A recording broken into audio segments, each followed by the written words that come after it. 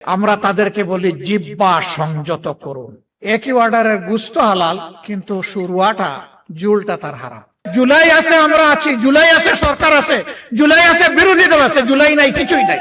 এক সময় গণভোট হারাম, আরেক সময় না, এটা অর্ধেক হালাল। এক সময় একই অর্ডারের গুস্ত হালাল, কিন্তু শুরুয়াটা জুলটা তার হারাম। আমরা এটা পার্লামেন্টও বলেছি। হ্যাঁ, আপনারা দেখেছেন আমাদের কণ্ঠ দমিয়ে দেওয়ার চেষ্টা করা হয়েছে, আমরাও সমানতালে চালিয়েছি আলহামদুলিল্লাহ। সুযোগ পাই না পাই আমরা কণ্ঠ বন্ধ করিনি। আমরা সংসদে যাওয়ার আগেই বলেছি এই সংসদের বিভিন্ন ধরনের সুবিধা নেওয়ার জন্য আমরা এখানে যাচ্ছি না। অনেক সুবিধা আছে, স্বেচ্ছায় অবলীলায় ছেড়ে দেব, নিবই না। যেটা না নিয়ে পারবো না সেইটা নেব, বাধ্য হব যেটাতে। অবৈধ কোনো দিকে আমাদের চোখ এবং হাত যাবে না।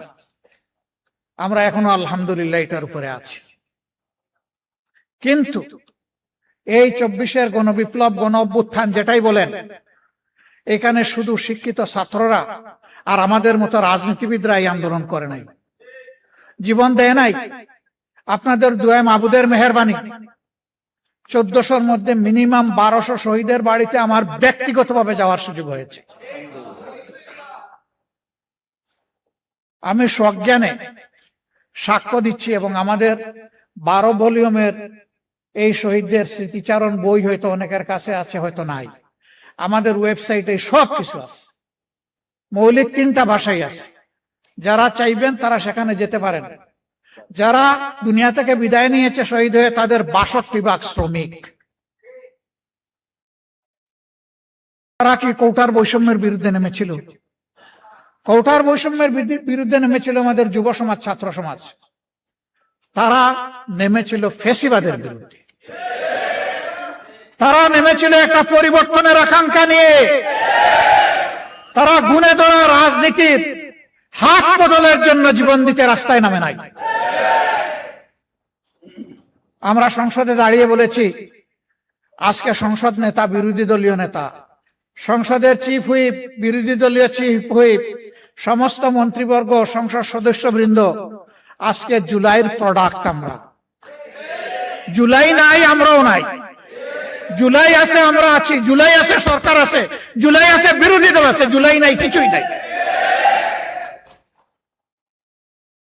এই জুলাইয়ের বিপক্ষে অবস্থান নিয়ে সরকার পার পাবে না ইনশাআল্লাহ। গণভোটের গণরায়ের মাধ্যমে জুলাইয়ের আকাঙ্ক্ষা ইনশাআল্লাহ বাস্তবায়ন হবে। এর জন্য আবার জীবন দিতে হয়, দিব। সংসদের ভিতরে কথা হবে জনগণের সমস্যা নিয়ে, সেখানে বসে খোলা মনে সমাধান বের হয়ে আসতে হবে। এইটাকে বাদ দিয়ে অন্য কোনো কিছুর চর্চা হোক সংগঠনের, সংসদের ভিতরে আমরা এটা চাই না। কিন্তু আমরা ফ্যাসিবাদের কালো ছায়া এখন সংসদে দেখতে পাচ্ছি। আগে ওই সংসদে দাঁড়িয়ে আজকে যারা সরকারি দলের গ্যালারিতে বসেছেন, তাদেরকে তুচ্ছ তাচ্ছিল্য করে যেভাবে কথা বলা হতো, আজকে 2-1 আমাদেরকে লক্ষ্য করে সেই রকম কথা বলা শুরু করেছেন। আমরা তাদেরকে বলি জিহ্বা সংযত করুন। এই মনোভাব এবং আচরণ দেখাবেন না।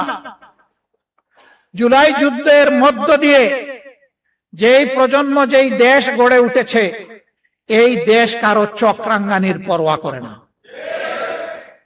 অতীতে যারা এই আচরণ করেছে, তাদের পরিণতি চোখের সামনেই দেখতে পাচ্ছেন। মনে রাখবেন, অপকর্ম করলে আগেরটার চাইতে পরের পরিণতি আরো ভয়ঙ্কর হয়।